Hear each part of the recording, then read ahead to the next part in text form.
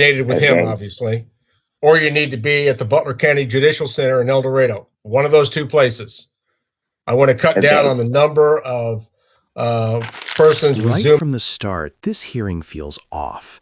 Technical issues, a defendant stuck without video, and a judge clearly hesitant to proceed. Harry Posthumus is already facing scrutiny before the case even begins. Will this rocky start impact his credibility?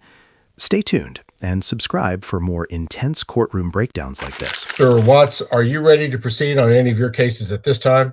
I can, Your Honor. I see Harry Posthumus. Yes. We can start with that one.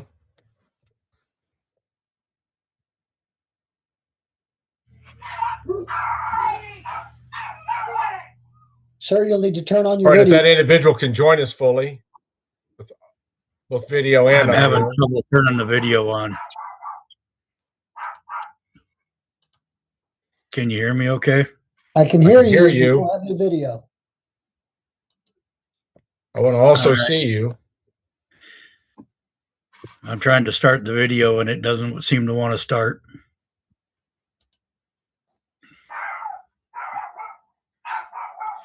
All right, I see he's entered his case number. Court will call State of Kansas versus Harry J. Posthumus. It's case number 2026 CR 57. The defendant appears only by audio.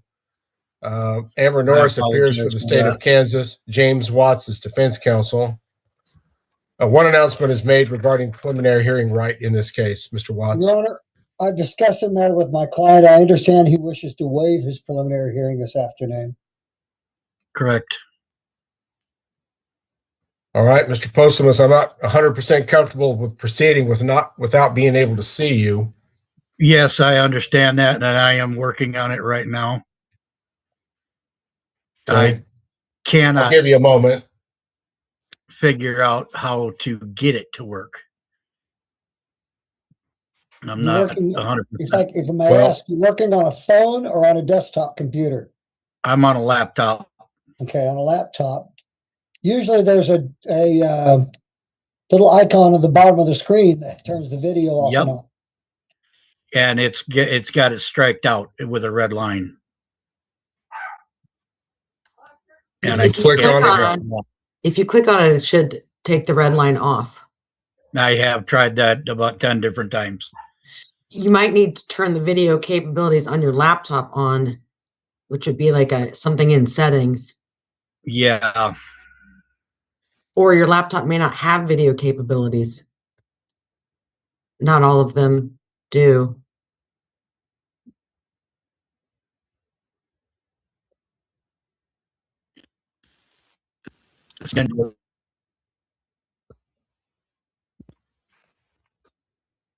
Nothing.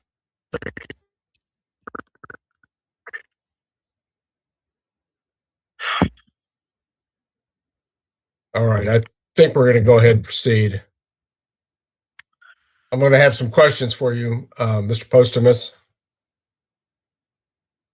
Please acknowledge.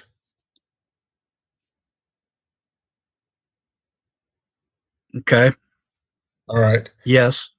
All right. Do you understand that a preliminary hearing is a proceeding to determine if there's probable cause that a felony crime has been committed and that you committed it? Correct. Yes, I'm aware of that. You understand that if you waive preliminary hearing, the court will bind you over for trial at this point without any further determination of probable cause? Correct. You understand that once you waive your right to a preliminary hearing, you cannot get that right back, though you may proceed to trial later? Yes. Now, have you had an opportunity to consult with your lawyer before making a decision to waive preliminary hearing? Yes, we've talked about it. So do you now freely and voluntarily waive your right to a preliminary hearing in your case? Yes. Does the state of Kansas waive its right to a preliminary hearing, Ms. Norris? Yes, Your Honor. Court finds that both parties have knowingly waived their rights to a preliminary hearing. Defendant is bound over for trial on any and all felony charges of the information. Court will establish jury trial and pretrial conference settings. Say that again, sir. I'm going to set a trial date for you. Okay.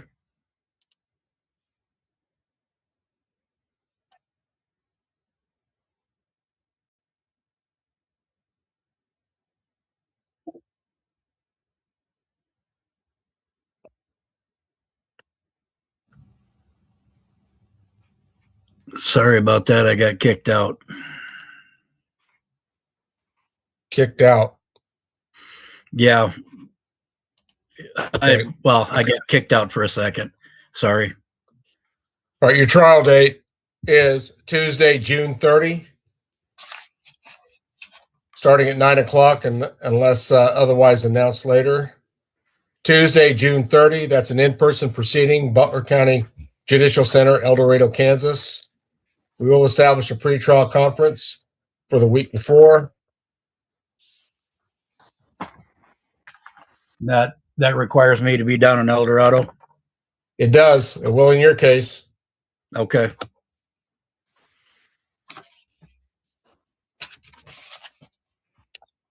Mr. Watts, I will propose 11 o'clock a.m. on Monday, June 22nd. Yes, sir. Sure. 6/22 Yeah, June 22. It's a Monday, 11 o'clock. at 11 o'clock. Yes, sir. June 22. The defendant is ordered to be at the Butler County Judicial Center in El Dorado, Kansas, and no other location for that proceeding, though it's likely to be conducted by Zoom. Given your troubles with technology today, Mr. Postumus, I want you at the Judicial Center. I don't have any technology problems there. So that's where Okay. you're going to need to be. Monday, All June right. 22nd, 11 o'clock. I have that written down. 11 a.m. at the jail. Well, not at the jail, at the Judicial Center. Okay. Do you have the address for that? Or I'll get it from my lawyer.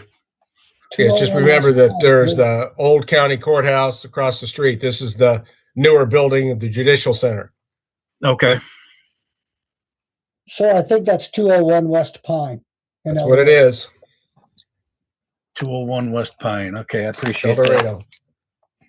All right. So we've got our pretrial conference date set, prelim waived by both parties. Is there anything else we need to address at this time, Ms. Norris? No, Your Honor, thank you. Nothing else. Anything Your further, Honor. Mr. Watts? No, sir. All right. Mr. Postumus, I can go ahead and release you from the meeting at this time. I'll move on to another case. All right. Thank you. You guys have a nice day.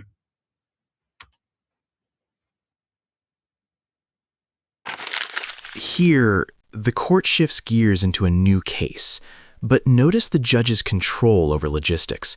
He's firm about where the defendant must appear. This isn't just procedure, it's about maintaining order and credibility. Do you think strict courtroom control helps fairness, or does it add pressure on defendants in situations like this? All right. I have Nicholas Hyman on this meeting.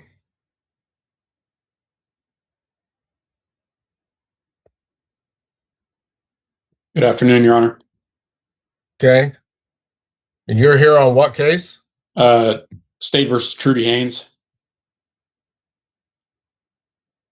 Take up that case next. This is State of Kansas versus Trudy Diane Haynes. It's case number 2026 CR 54. Nicholas Hyman appears as counsel for Trudy Haynes. Trudy Haynes appears on separate Zoom. Go ahead and take your mute off, Ms. Haynes. Amber Norris appears for the State of Kansas. What announcement is made regarding preliminary hearing right in this case, Mr. Hyman? Judge, I just entered my appearance in this case and need to request discovery. So if we could set this over to give me a chance to do so, that'd be my request. I don't like to set over these appearances, Mr. Hyman. I certainly understand your position, though, but I do want to go ahead and get this set for an evidentiary hearing should one be necessary. Okay.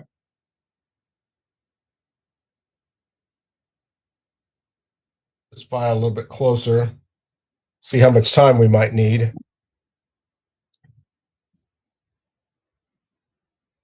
All right. I don't see this as being particularly complicated.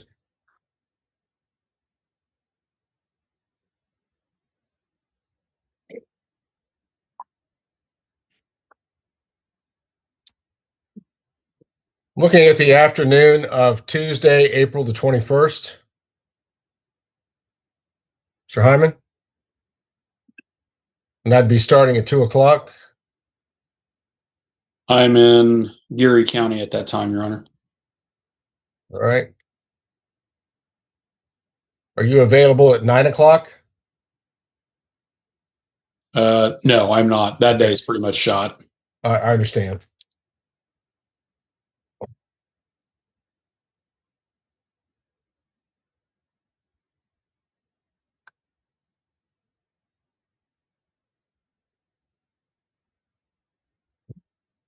Council, if you check your calendars for the afternoon of Wednesday, April the 15th, 2 o'clock setting.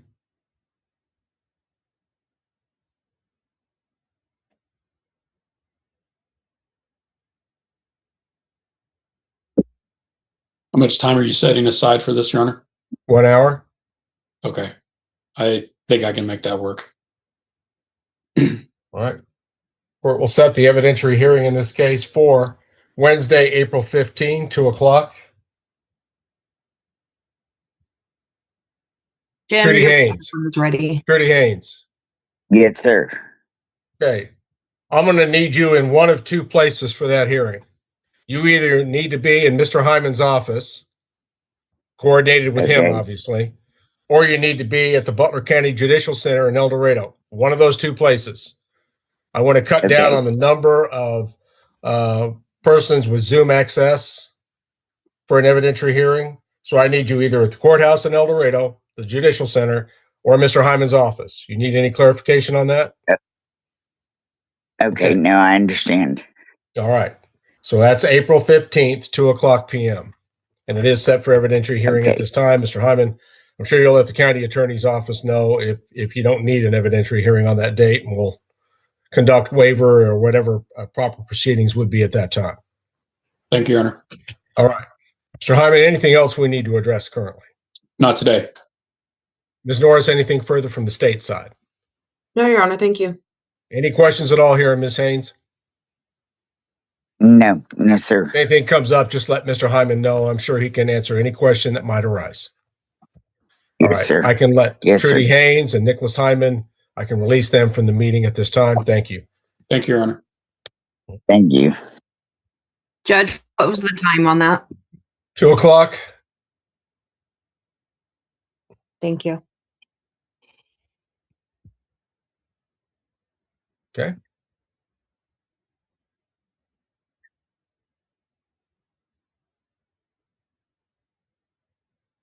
Shoot.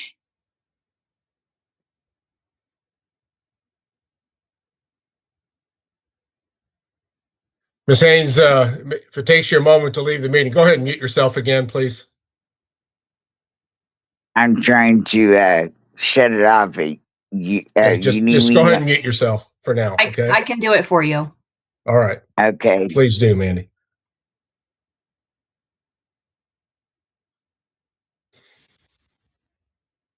All right, Mr. Favre, Your Honor, what do you have on the docket this afternoon?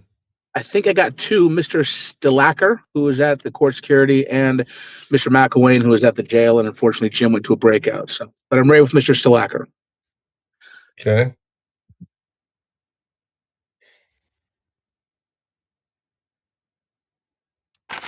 Now we're moving into another case, and the pace doesn't slow down. The court efficiently sets hearings, but beneath that efficiency is pressure. Every decision locks defendants into the next step. No room for hesitation. It's a system moving forward no matter what. Do you think speed like this benefits justice or risks overlooking details? Okay. And he's at court security location. Yep, there he is. All right. We'll call State of Kansas versus Justin Blake Stahlecker, case number 2025 TR 846. Joseph Favre appears as defense counsel, separate from his client, Mr. Stahlecker, who appears at a court security Zoom location at the Judicial Center. Amber Norris appears for the state of Kansas. What announcement is made regarding preliminary hearing right in this case, Mr. Favre? We're going to ask that one be scheduled at this time, please, Judge. Very well.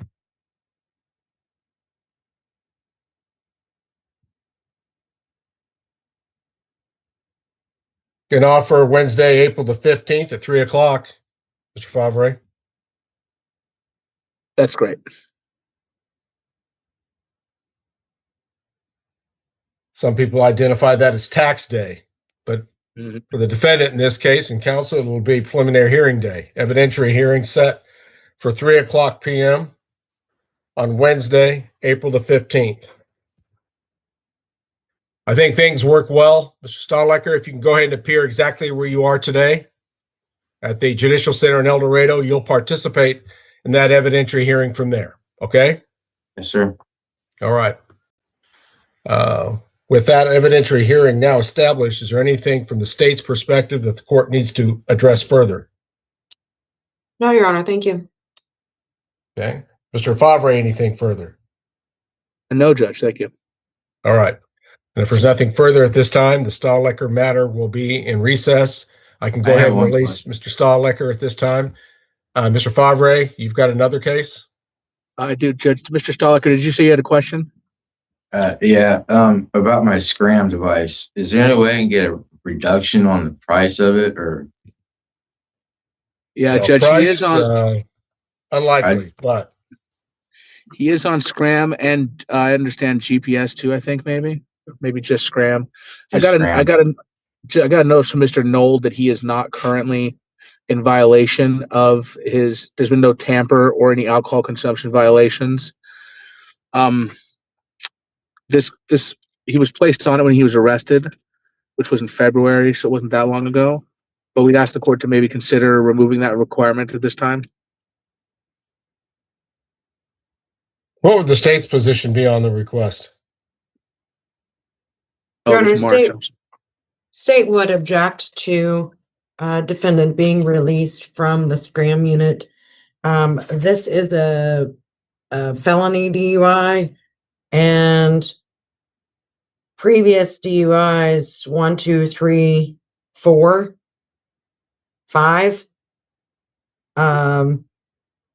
So, Your Honor, I do believe that for public safety purposes, and with his history, that the SCRAM unit should be maintained, and he has been on it not even 1 month, it appears. So we would ask that the court deny the request.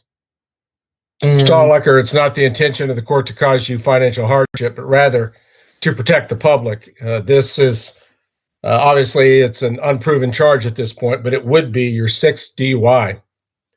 And you've had 5 priors. I think there is a public safety concern here, which overrides your cost concern. So at this time, the court will deny your request to modify the SCRAM requirement in this case. I don't think he is on a GPS requirement of any kind, to my knowledge. I think we just wanted to monitor alcohol usage. Nope. If that was misunderstood earlier, I do want to clarify that. I think we just need to do the alcohol monitoring here. I don't perceive he's a run risk. And Your Honor, it is just the SCRAM unit. Okay. According to All the right. report. All right. So the bond modification request is denied at this time. Thank you. All right. Anything else? Sir. Not at this time, Your Honor. Thank you. Mr. Stahlecker is free to go at this time. Judge, my last one is Mr. McElwain. That'll also be for evidentiary prelim announcement, but he's not back from Jim's in the breakout with the jail. Okay. Thank you.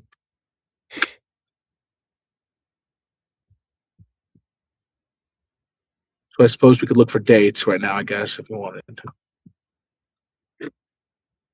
I would probably just stack that on the afternoon of April 15th, Mr. Favre.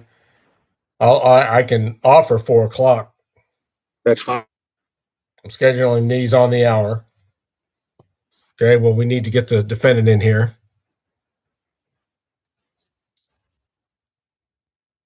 Appreciate your patience, Mr. Favre. Not a problem. By the end, the courtroom has handled multiple defendants, firm rulings, and strict scheduling without hesitation. Each decision pushes these cases closer to serious consequences. No drama wasted, no time spared. That's how real courtrooms operate. If you found this breakdown insightful, like, comment, and subscribe for more powerful courtroom stories and analysis.